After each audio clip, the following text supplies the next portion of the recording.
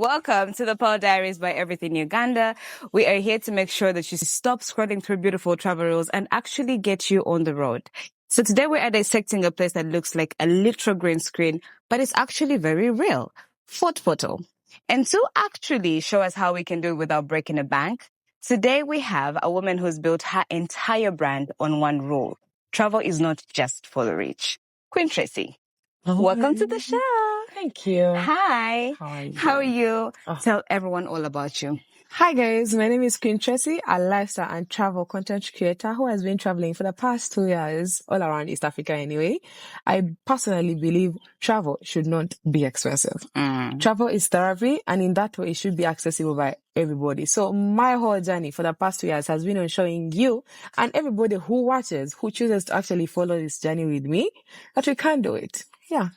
I like that you said that because my first question is, what's the Fort Portal experience that proved you right? Something that you felt was expensive but actually cost less than a night out in Kampala. You see those things you just see white people doing. Which one? They just go sit, pedal board. Yeah. Oh God. Yeah?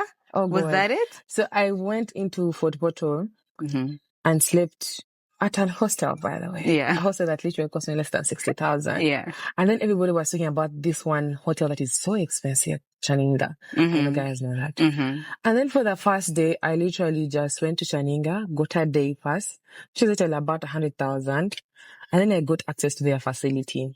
And they had this activity of like pedal boating. I just sat on that lake. And then I could see like the whole thing. You know those expensive safari lodges? Yeah. And I'm like, I'm experiencing this for less than $30. Yeah. People spend that on one bottle in the vessel. In Kampala here? In Kampala here. So for me, that was the highlight of my whole trip. Just being able to just sit down, relax, and be able to afford the time to experience such a place without a rush, just being there. Yeah. So be real. What's the first thing that hit you about Fort Portal? The cold air, the craters, the fog ruining your phone camera? It was the coldness. Yeah. Because if I tell you, the first day, It's actually my really first cold. day in Fort Portal, I was wearing shorts, like pom-pom shirts? Pom-pom shorts. Like, what do you mean? I was wearing shorts. I was like, oh God, but the good thing, I had just gotten like a very big jacket. Yeah. So the whole time I'm walking around in Fort Portal wearing very short shorts and a very big jacket. In your true tourist era. And the villagers looking at me like, where is this? Is she weird? Yes, because it was so short and I was freezing. You know, I have to stick to your outfit. I was like, I'm going to do it. Yeah. So I'm sure you had some Batoro or some Fort Portal delicacies.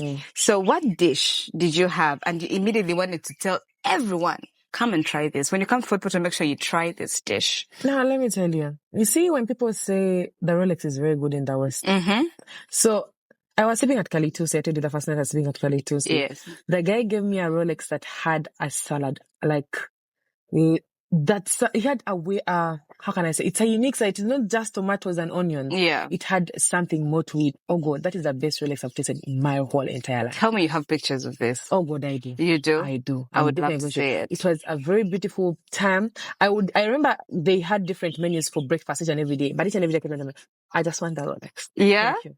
You're a creature of habit like me. When I like one thing, I will stick to it until the end of time. And personally, by the way, I love Rolexes so much because I think the beginning of this whole traveling journey, we're just doing Rolex reviews. Yes. So I love Rolex. So when I tell you guys, I actually loved a Rolex somewhere. I did. Yeah? Yeah. Well, guys, you heard it. Go to Fort Portal and have that delicious Rolex. So you mentioned Chaninga Lodge and how you had this sort of like unique experience about it. It brings me back to the question that I have right now. What was the most this can't be Uganda moment that you had when you were there? So the first one, you know when you're driving through Fort Portal and then you look at the tea plantations and then the plains and how everything is like the mountains, the mountain lines. Yeah. And then also in Chaninga itself on the lake, when I was on the lake and I was just relaxing, you could see the mountain line and then some rocks. And it looked so beautiful. Yeah. When I was on the road, I'd be like, I don't know how Canadian Paris looks like. Yeah. But this for me might as well just be like, I don't know how it looks like. Uganda.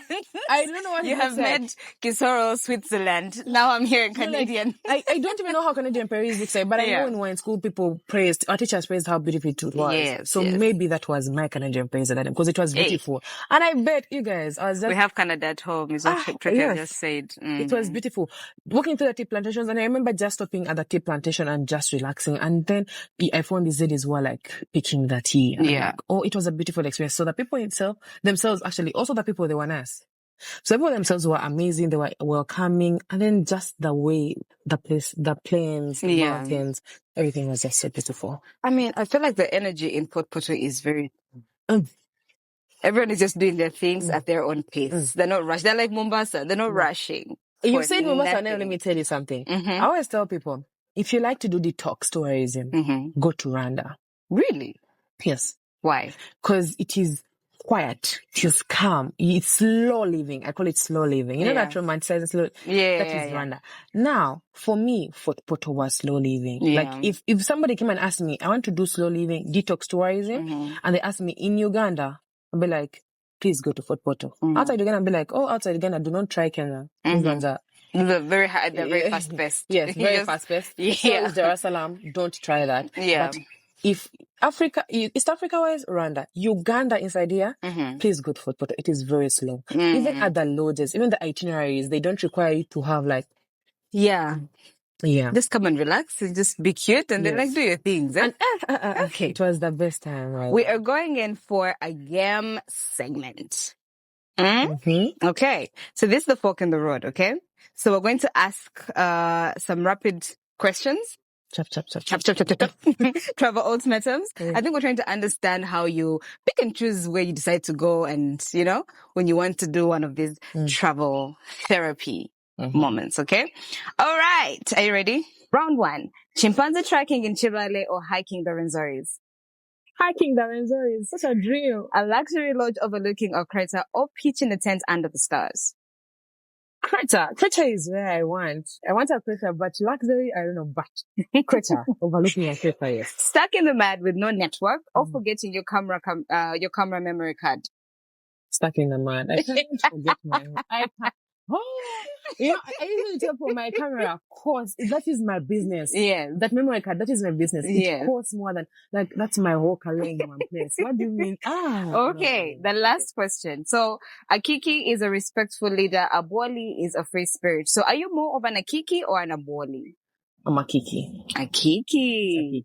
Really? Respectful leader? Yes. I would think free spirit. No, unfortunately not. People who have gone with me for trips, no, unfortunately. You run a strict program, eh? Yes, I run a strict program. A very strict one. Like, I mean, I'm going to Fort Poto, we must be together by 8. Respect my time, respect everybody's time, and make sure you're there on time. So I'm more of an Akiki than an Abwali. All right. And the very last question. If Fort Poto was dating, is it a red flag or a green flag? Green. Oh, God. If Fort Poto was a man, they're not Ugandan. Oh. They're not. What? It is pretty. Let me tell you. Fort Poto is like here. Okay. It's a place I choose to go back over and over again. Because even if you've been there, it's never the same experience, first of all. You're going to experience it differently each and every time. It is very beautiful. It is affordable, very accessible. The hotels, they have a wide range. Obviously, there are those that are like medium range, luxury. But wherever your budget takes you, it is possible to actually go through Fort Poto. And you know those phobias people have about certain regions in the country, like, I don't know how I'm going to feel when I reach here. Fort Poto isn't part of those people. Can you imagine phone people speaking in Uganda in Fort Poto? Really? Yes. They are speaking in Uganda, speaking English. Now, there are some parts of the country where it might be a little bit hard, but communication was so easy. Yeah. So, a definite big green flag. Jonas, you are not Fort Poto. All right. What was that one Fort Poto plan that went completely left? Like, you woke up, you had one plan, you said, so we're going to go. And then you got there and things went completely different. I want all the messy details. Now,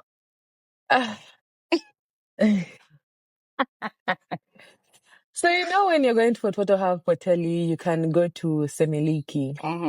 Yeah. So in my head, I'm like, oh, it must be like 30 minutes maximum from my place. Oh dear. That was the biggest mistake of my life. I did not, I think I personally didn't do enough research because I just woke up. It was an impulsive decision, by the way. I woke up and I went to Fort Portal. I was like, I'll figure it out. Yeah. I'll figure it out. Transportation is just 40K one way. So I'll figure it out. That day I chose to go to those hot springs. I get a taxi from here to here. Then from there, I get another taxi. I even passed, like, those police court. I'm like, why is police in the middle of the road and checking every car? Yeah. Like, you crossed borders. It's like across borders.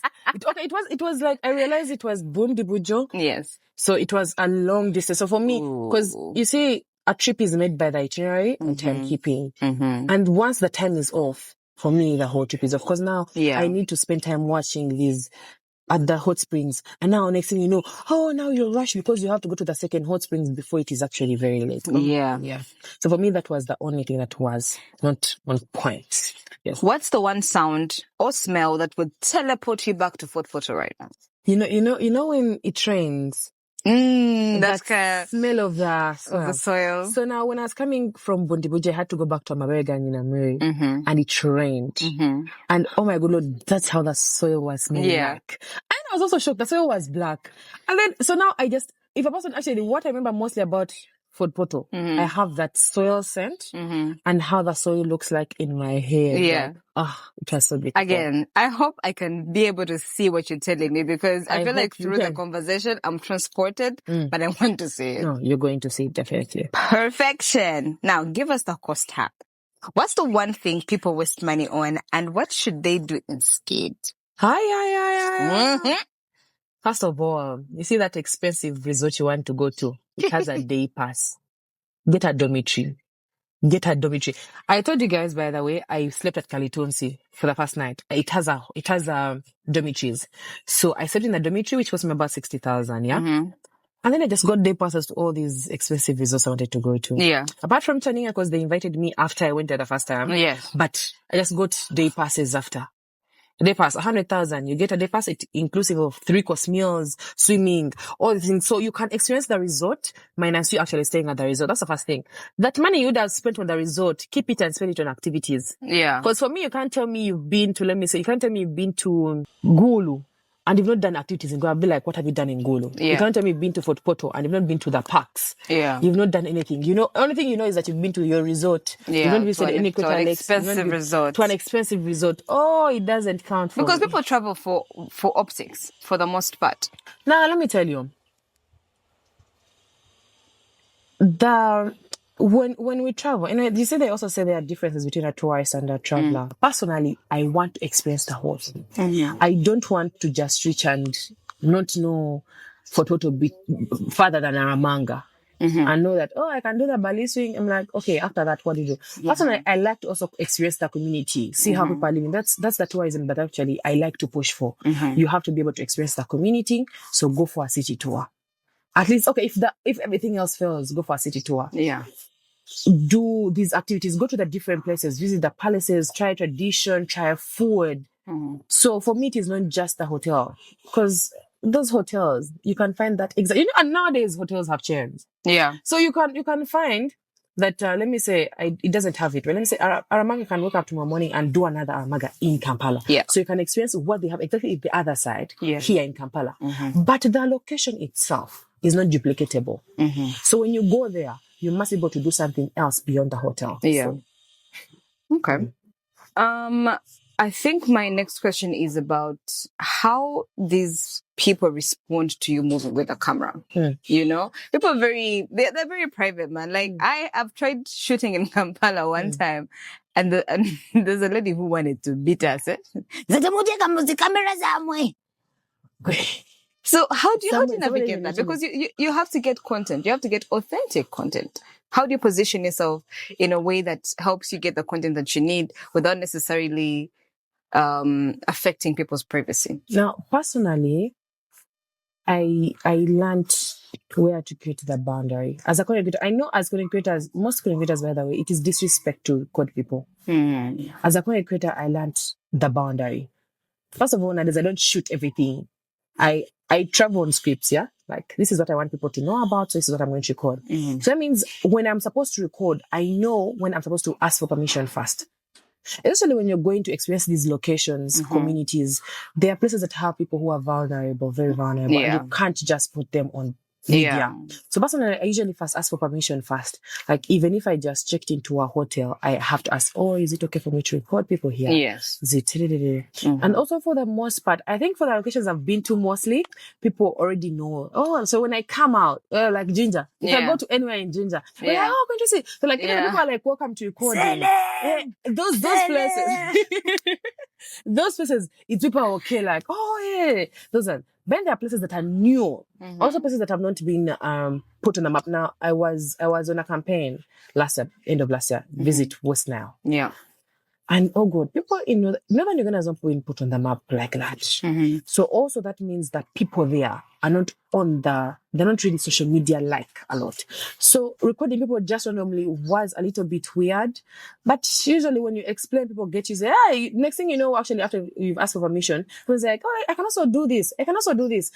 Most part where I have asked for permission, I've gotten better guidance, better assistance, a better experience. Because now people know, oh, she actually wants to record us dancing. Then they're now putting the energy there. Yeah, not them acting.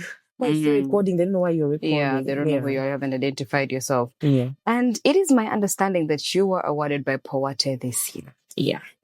Girl. Okay? Yeah, first take your flowers. First take all your flowers. Brother, guys, I didn't say I am an award-winning tourism influencer of the year. Period.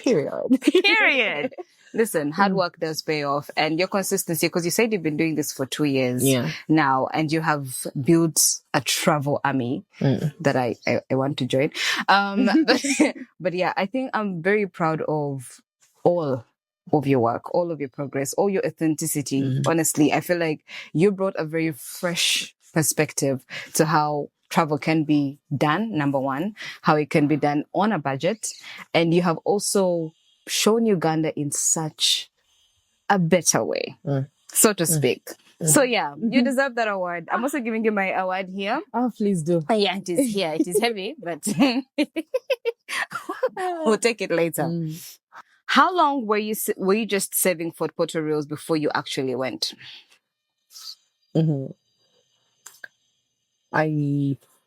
I've told you before. But it was so abrupt. Yeah, it was impulsive. It was so impulsive because I think I was depressed when I went for photo. I had been in the house without getting out to like see the sun for like 3 months. For like 3 months, I was not doing anything. I was not going out. And for me, by then, I'm traveling. You see, I've been in Tanzania for like a month now. But before here. I actually just came back last week. But just me being at home for a week now, I feel so suffocated. So suffocated. Now, you're ready to get back on the road. I am depressed and I'm in the house for 3 months. You guys are depressed. I gained a lot of it because I'm a stress eater. So I just woke up in the morning. I called my friend. Yeah. He's from Fort Worth. I asked him, how much is a bus to your home? He told me it's 40,000. It's 35, but now we're in November, December, so it must have gone up. I'm like, oh, really? And I'm like, okay, so when I reach there, where can I sleep? He's like, you can sleep. He gave me the options. Then I checked online and I saw somebody, booking.com, and they're saying it's 60,000 for a dormitory. I was like, oh, so I need 80,000. I need 60,000, 60,000. Right. I didn't even know how much the activities were. Wait, so it's 60 a night? Night, yes. Because it comes with breakfast. Yeah. So I'm like, you know what? Let me go. I will actually figure it out when I reach there. Weird. I reached there and I had money for only the first night and I called mommy. I'm like, mommy, can you please send me? Oh gosh. What did she say? No, I think I like to appreciate God for my family. Yeah. I have quite many mothers, yeah. And they are the most supporting human beings I've ever had in my life. Yes. And my daddy, my daddy will have literally 10K left. Yeah. And he will send it to you and he will figure it out for himself. Aww. So I just called Happy Father's Day to him. Oh, he's engaged. Belated. Yeah. So personally, my parents have been like supportive of the journey. So anytime you want something, they'll give. Unfortunately, I'm not from like the rich kind of people families, but my family is there. That's one thing that's for sure. It's rich My in its family way. is there. Yes, it is rich enough. Yes. Rich enough. Yes. So yeah, I just woke up, went. My mother sent me, I think, around 100,000. I had like 200,000 with me. I figured it out. It worked out. Okay. Yeah. Tracy, experiencing Fort Portal through your eyes has been such a beautiful moment. I've been there just one time. I was there for a birthday, and I can't say that I had the luxury to do all of the things that you managed to do, but I definitely want to go back there. Are you sure? So if you think Fort Portal is just a place that is unreal, stop dreaming. Please get all your packages and your bookings through Everything Uganda. We have an amazing Fort Portal package that encompasses so many activities. You can look at the WhatsApp numbers on the screen or even check our website for any more inquiries. Now, the reason I want to end this by asking you to finish this sentence for me. The reason you should go to Fort Portal through Everything Uganda is? It's unreal. It's unreal. It's accessible. It's unseen. It's possible. It's unforgettable. And it's lovely, you guys. It's lovely. Oh, yeah. Thank you so much. It was amazing having you here. And I really want to be on that army. Like, You should. in your suitcase. You understand? Eh? Why are you calling my loves always though? I'll hold my breath, put me in a suitcase. But you should join us also. Definitely. I would definitely love to. And you don't have to start with trips. We also just do like hangouts. Yeah. So I'm open to that.